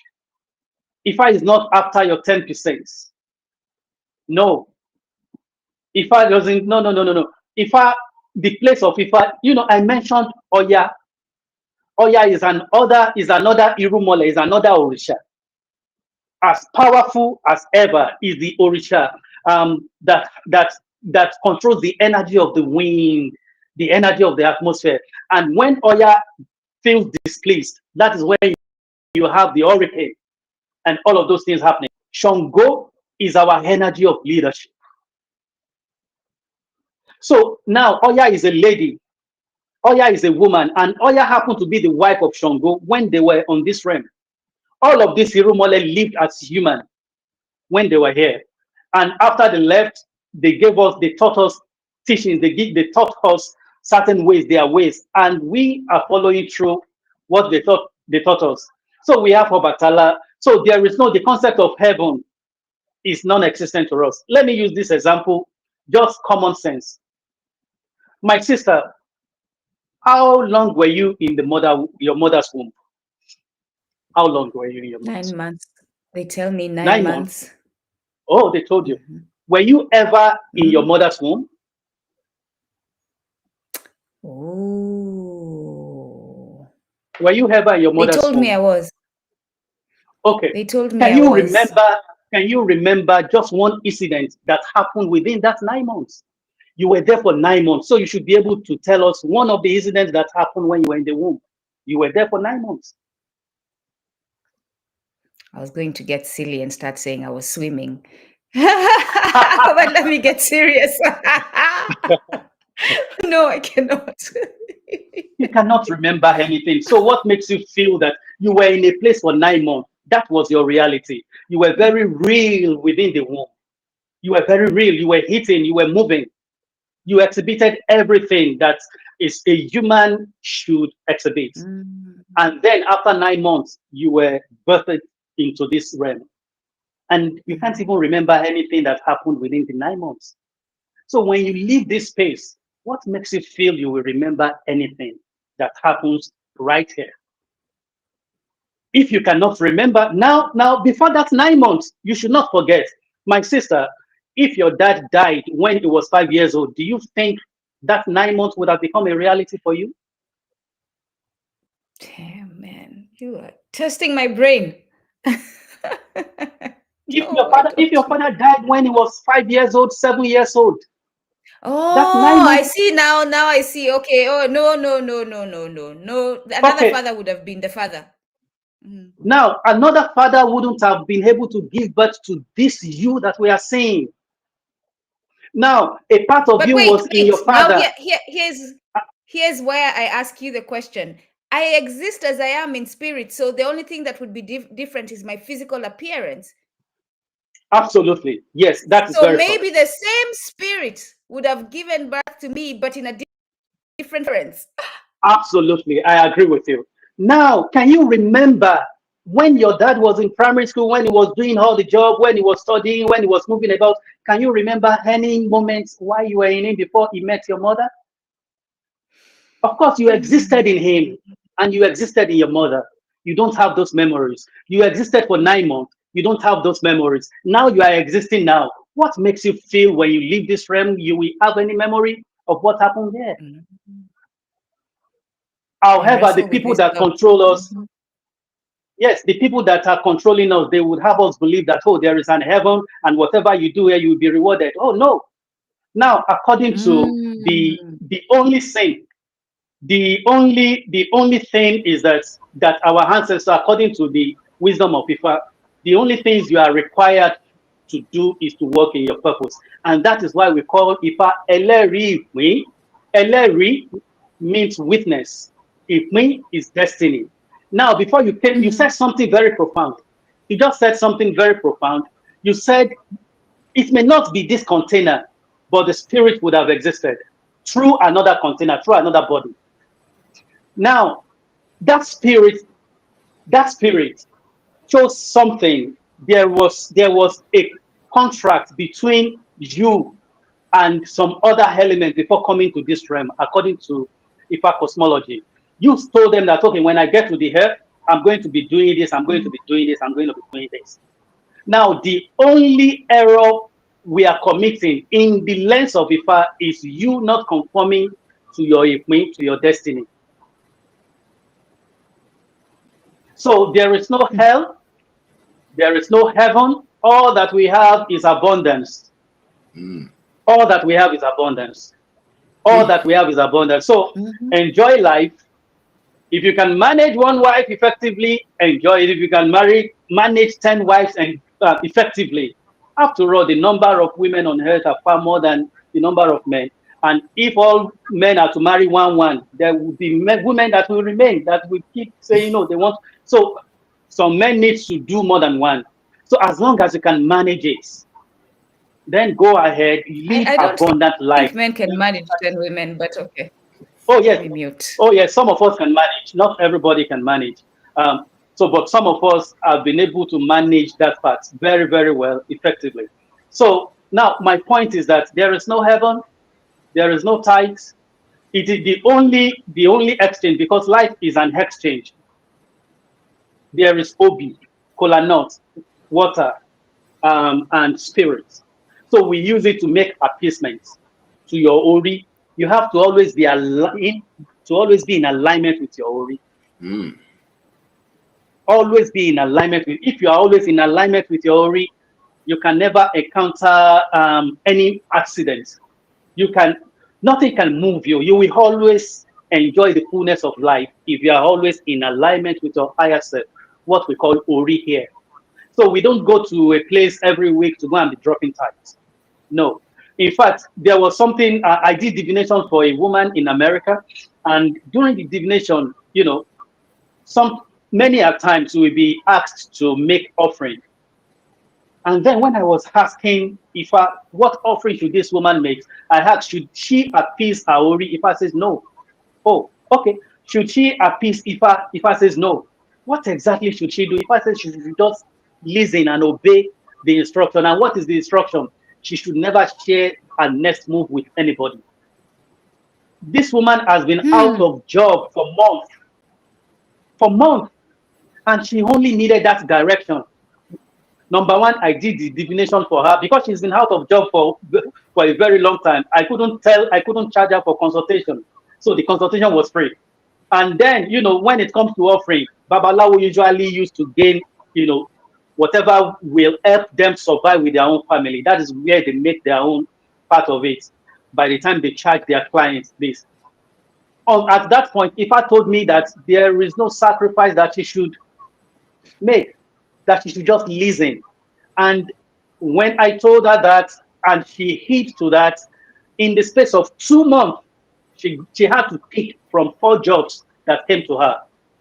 Whereas she's been away, she's been out of job. Nobody wanted to employ her for several months. Another case, there was this uncle. He's been in the US for. He went to US for scholarship when he was 20 years old. Now he's 65. So for over 45 years, he's been in the US. Then he's SS. So he felt sick and he couldn't heal himself again. They had to back him to toilet. He had to be on wheelchair because he couldn't move. He lost his mobility completely. And then he consulted us. And then we did divination that, Ifa says this person that is sick, when he was coming to the earth, is actually, according to the agreement between his head and Ifa, is supposed to align himself with Ifa. He's a son of Ifa, just as Egmodo Sumutu. By his name, we shall know them. So, and then we did Ishefa, You said which is a form of pre-initiation. yeah, quickly. I'm not going to let this one slide. I'm sorry. You said men can manage, right? Men can manage. What if we looked at it as men can serve? Because this business of managing women when we are the life givers is quite something to me. It doesn't sit well with me. So what if we looked Okay. at it as, can you as a man serve fully and with fulfillment, serve 10 women? 10 women, I can't say. Um, However, I am driven by purpose. I will not get involved with any woman that has not discovered her purpose, first of all. And to those that have discovered their purpose, I will not get myself, I will not talk about relationship with anyone that is yet to start working in the consciousness of our purpose. And then our purpose must complement each other. Then we will be able to serve, using your word, serve each other better. For instance, I'm in Nigeria. I'm doing so much in Nigeria already. Then I have to go to Kenya. And then there is this beautiful lady in Kenya that is living for purpose, and we are drawn to each other. Or Zimbabwe, or any other part, Liberia, we are drawn to each other. And then my wife, because of now, this is another uniqueness with Ifa. There are men that are allowed to have more than one wife, and there are men that are forbidden from having more than one wife. There are some men that they only must marry one wife. It has to do with destiny. And that is why we call Ifa Elerifmi. Ifa is the witness to your destiny. When you were choosing your destiny, Ifa was there, according to our cosmology. Then Ifa knows those that can manage only one. And Ifa knows those that can manage only two. Now, someone like us, someone like me, for instance, I am forbidden, I was told never to do odd numbers. 3, 5, 7, odd numbers is anti my own destiny. So it has to be even numbers. So now the point is that for us to really be able to serve each other very well, our purpose must align. We must be able to respect ourselves. There is no, we are, someone like us, someone like me, I'm not moved by emotion. That, oh yeah, all of these things, I'm not moved by, oh no, we love each other. No. Purpose, we must be able to stay committed, whether we feel like it or not. We have to stay committed to serving each other's purpose. So there are men, not many, because whoever is not able to lead himself cannot lead another person's child. Say that. Whoever Say is that not one so, more. Say that one more time. Say that one more time. There are whoever people who missed it in the back. Please. whoever is not able to lead himself aright cannot lead another person's child. So the leadership starts with me. How effective am I at leading myself? And then if I can lead myself right, then we won't even struggle. People like those that are destined to walk that path, they will never pressure any woman that you must marry me. No, they are just going to be drawn to each other naturally, and they respect each other and they serve each other purpose. And then life goes on. Our fathers, our ancestors did it, and they were able to create kingdoms. What we are missing is we are not interrogating the principle they applied, and the principle they applied is the principle of leadership. So they were able to lead themselves, they understand themselves. So they were not marrying for emotional purposes, they were marrying for instance, I have to leave from Nigeria to Kenya, and after getting to Kenya, I did a lot of great work there. And the people in Kenya say, Pelumi, you cannot return back to Nigeria like this. So let's give you this girl to marry. So all of this, your investment, all of this, your empire, all of this, your farmland that you have in Kenya, somebody will be there to keep managing them. So while you return back to Nigeria, so our ancestors were able to sustain their wealth created all around.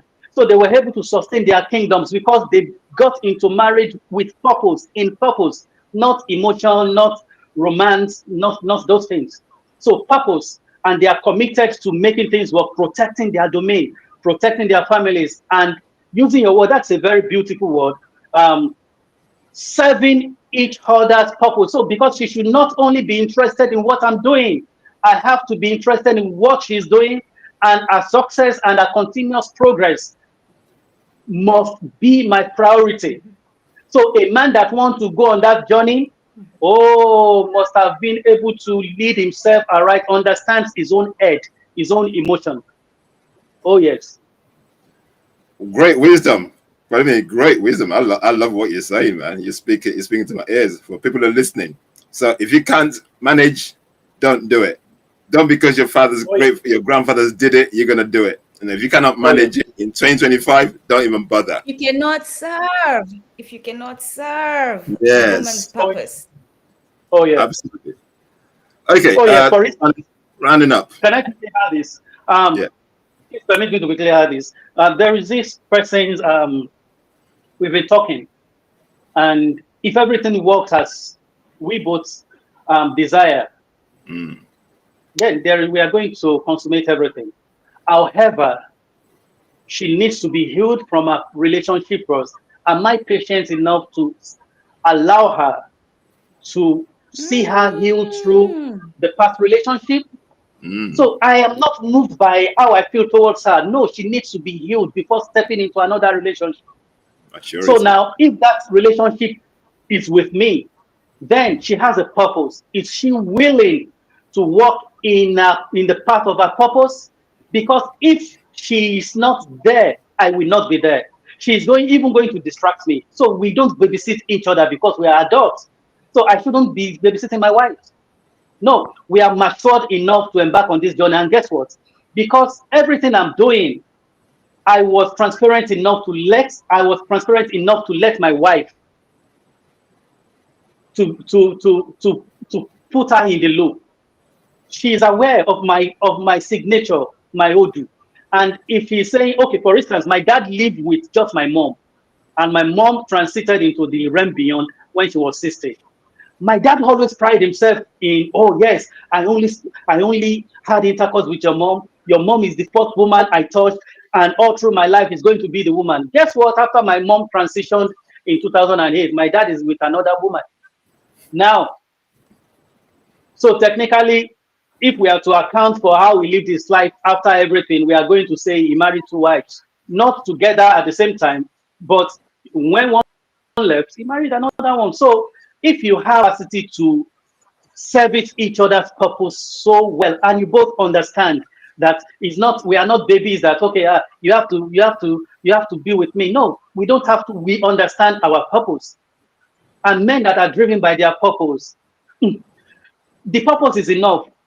Because when the purpose grows to a point, the purpose will start dragging you around. You won't have the way we lived for, emotion when we were teenagers. We won't be able to do that again. We are more mature and we understand our purpose and we know why we are into this. So it is leadership. Men that are able to lead themselves are right.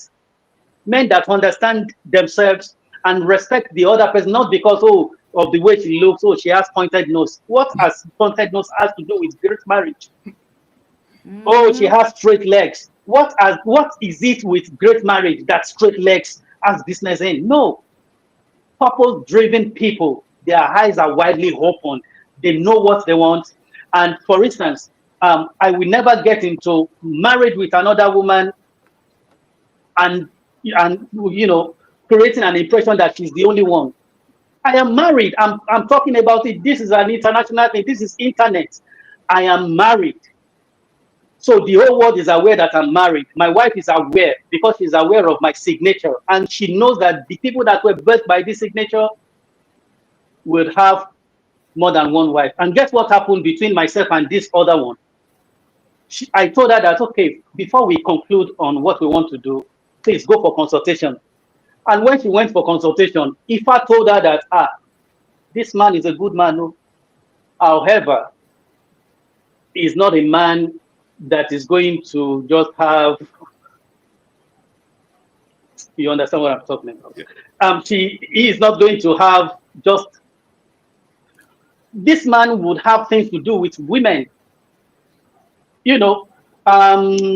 Well, Some people may not be comfortable with that. But the point is leadership and purpose. And before anyone fits into my purpose, oh, that person must be an extraordinary person. So it is not emotion for me, it is fulfillment of purpose. And that lady too must be on a journey towards fulfilling our purpose so we can serve each other's purpose very well. Let me stop there. So basically what you said there is in terms of your spirituality, and this is basically for me, because I'm learning from you as well, is that everything needs to align in whatever you do. Absolutely. So that means your Ori must align with what you're doing for you to actually manifest Absolutely. who our creator Absolutely. wants you to be. So and that includes Absolutely. your relationships as well, and whoever you in connection with. A quick question. Do they have to align with the Ori of your other wives? Oh, okay. That's a great question. Now, I told that lady, go for consultation. I am not going to be the one to do the divination for you. Go to your own trusted Babalawo. Let him do the consultation. And as I said, if I told her that this person you are looking at is a good person, however, women will always be around him. Now, our own Oduifa too. Our own Oduifa, she is an Iyanifa. And everything just aligns because Tifa Obajoni in Bini. Tifa Obajoni, if it doesn't resemble you, it will never give birth to you. If there is nothing, we are never going to be drawn to. Yes. We are never going to to each other if there are things that if I'm sorry, I'm being distracted here. A lot of calls are coming in because of my show. We have to, so it has to answer your question in a simple term. Yes. Yes, because Ifa is a very equipped for me. Even my wife is aware that this person that before we got married, she knew. So nothing that because I got initiated after our wedding. So she knew everything. So the point is, women, they have a place in Ifa, and their place is so conspicuous. Without women, there will never be Awu, which is sacred. There will never be Ifa. I am a Babalawo because there are people that we call Iyami. Egmont would understand that. So I am Babalawo. So the answer is yes. Because we are on a path of destiny together. And if that is my own signature, and she has found herself in Ifa, that will probably be that. And there are women, to be sincere with you, there are women that they have to do a lot of work to actually keep their marriage according to their signature because of how spiritual they are. So those women, they find it difficult to stay in a man's house because the energy is too much. Their masculine energy is so massive. So there are women like that. So you see them move from marriages to, from relationship to relationship. However, I believe things can be coordinated. That is why we have another principle of Irubo and Etutu, appeasing one's head. I don't know if I've answered the question and if that is clear enough. I think we're going to leave it where it is. Yeah. There's a lot to learn. I think we can unpack some other time. You know what, bro? Pelumi, I think we need to come onto your TikTok live. I think what do you think? We can come onto his TikTok live because he does TikTok live every Sunday. So we can go on there and have a conversation. Anyway, guys, it's been almost 1 hour and 50 minutes. Basically, time is fast spent. And I hope that this series has been very, very informative and educational for other people. What my brother is saying in a nutshell is that we need to align with our spirituality to do what's right.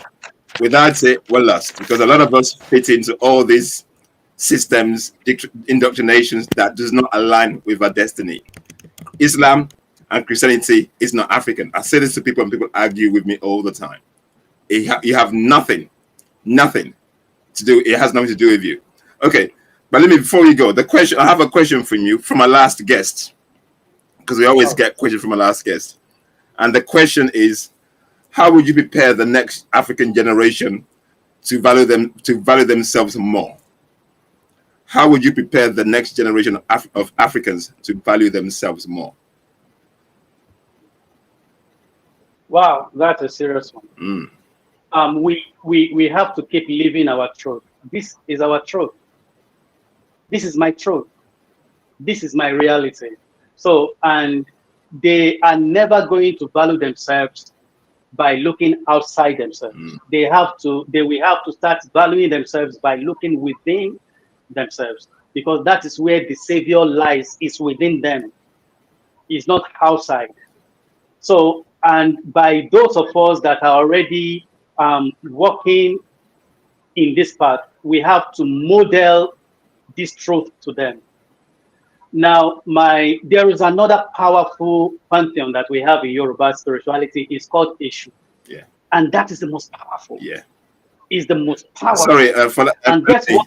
You know, Eshu is basically what the Westerners basically describe as devil, which has no bearing. Yes. Absolutely. They had to find a devil. Absolutely. And they created a devil, Eshu and devil. They're basically two different things. Anyway, I'll let Pelumi go. So what must I do to make you hate your mother? What must I do to make you hate your own ancestors? Then I must be able to devalue every great thing that I must be able to distract you by giving you a shadow and just to disconnect you from the treasure that they gave to you. Years ago, our last born was crying, and a neighbor went to him and said, "Oh, why are you crying?" And the boy, is now a man. He said, well, he's not really happy with the way the parents are dealing with him. And the neighbor told him that, oh, it's because they are not your parents. Wow. They are not your parents. And funny, my younger brother believed. Wow. He believed. So what must they do to decentralize, to destroy us? They must look for the most noble amongst our pantheons. Who is Eshu? Eshu is the most noble. Eshu, to do Oshuka, something that I don't know if you do that. Inside someone's head. Something that you use to balance on your head, Oshuka. Yeah. Yes. Something that surrounds you to favor you. That is Eshu. It surrounds you to favor you. That is Eshu. Eshu is so powerful. But guess what they did through one of us? That was why I said the white man did not conquer us. Ajayi Crowther. Yes. The white men did not conquer us. They used Ajayi Crowther as their agents. And because Ajayi looked like us, we believed him. And Ajayi deployed Eshu and presented Eshu to our people as the devil and Satan that the Bible is talking about. And our people started hating Eshu, just as my younger brother started distancing himself from my parents when that neighbor told him that it's because they are not your parents. That is why they are dealing with you that way. So Ajayi Crowther was used as an agent of the West to destroy our spirituality. And he did that by misrepresenting the personality and the splendor of Eshu to the people. And our people started hating Eshu. And our people started hating Egungun. The Egungun are the people we call masquerade. That is the memory of our ancestors. Egungun represents ancestors. So we have a lot of them, and they are positioned for our own good.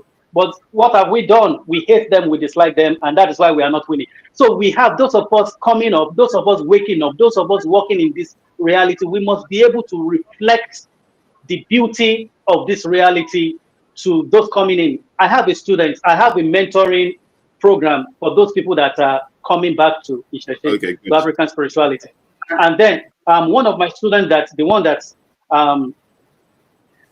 wanted to appreciate me, she felt so excited and she sent me a good sum of money. But before she sent the money, she already told me the problem she's going through. The problem she was going through, she already told me the problem. she was owing a certain guy a huge sum of money. And I asked her, have you paid the person that you are owing? She said no. Now, the Christian influence, oh, just give and it shall be given unto you, the good measure pressed down, shaking together. I said, no, not until you pay your debt. Don't give to me. And guess what I did? I asked for her account number. I added equal sum of what she sent to me, making it ×2. And I sent it to her. That is modeling. So now to someone like that, the way she will perceive a babalawo is from the way I relate with her. So when we start modeling righteously, when we start modeling correctly to those that are coming up, then they will start accepting this. My children, many a times I ask my boys that, do you want to go to church? They said, no, we don't want to go to church. They go to my Ifa shrine and they do their stuff there. My sons are even more of a babalawo, if I can say that, than myself. One is 8 years old. I'm not like the grandpa in the house. One is 8 years old and I'm growing to be there. so one is 8 years old and one is 5 years old, 6 years old. And guess that one that is six years old, I believe is more of a babalawo. He's totally conscious because he's seeing a model. Someone is modeling it. He knows how much I respect his mother. He knows how much I respect the children, because the children, we have the naming system that we call some people Baba Tunde in Yoruba land. Baba has come back. Yeah, that is the literal. My son is Baba Tunde. Aha. So when you call someone Baba Tunde and you are disrespecting that child, do you know what you are doing to? You are disrespecting your grandfather. So we have a culture of honoring children. We don't maltreat children in our spirituality, in our consciousness. All of this maltreatment that we have, all of this abuse that we have, they were the programming that they brought to us. We honor children, we honor women, we honor life, we honor nature, we honor earth, because everything is spiritual. We honor the tree, we honor rivers, we honor mountains, because they are all spiritual. And many of them have been here before we came here. So they have some information to pass to us if we can listen. So in a nutshell, what you're saying is value what you have. Value what you have and consciously and intentionally model what you have. Be courageous enough not to hide. We cannot hide anymore. We're already where we are. We have to start speaking up. Okay. So the children, so people like us will never cast aspersion on Gen Z that, oh, look at those Gen Z. No, nothing is wrong with them. It's because the parents are not modeling right next to them. So they are the way they are. Benny. So we have to deliberately and consciously model what's rightness. Yeah, in today's world, it's bigger than that, though, because of the media and what they're seeing outside of the home. So it's not just the parents. Absolutely. Back in the day where we were, there's a lot more going on now that interfere in the structure. But thank you so much for the lessons. Okay, before you go, Pelumi, can you leave a question for our next guest? A question for you for our next guest, please. What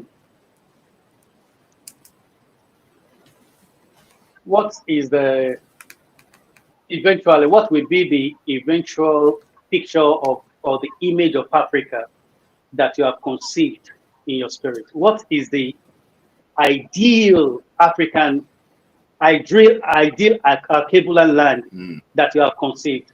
The government structure, the consciousness of the people, the educational structure, the smallest unit of the society, community, which we call family. So what is that ideal Alkebulan that you have conceived, that you are seeing? Wow. Thank you very much. Okay, Pelumi, thanks for coming. For people who want to reach you, how can they reach out to you? How can they reach out to you, please? Share your social media handles, please. Okay. Well, I work under my media organization on TikTok, which is Afrofilm Error Times. Afrofilm Error Times. So just put Pelumi Folarin in your search box. It should give you some feedback, and you already know what I look like. Yeah. So just put Pelumi Folarin. Even on Google, it's going to give you all the information on our website. So I function mostly under my organization, not as an individual, but as an organization. So Afrofilm Era Times. So, but in case you do not recollect the name, just Pelumi Folarin, then the machine should be able to give you some information. Thank you very much. Okay, we should go. I really appreciate you. Thanks for coming. Thanks for the wisdom. Thanks for the enlightenment. And we keep doing what we're doing, my brother. So, Kunirel. Absolutely. Ashe Dumare. Yes, yes. Okay.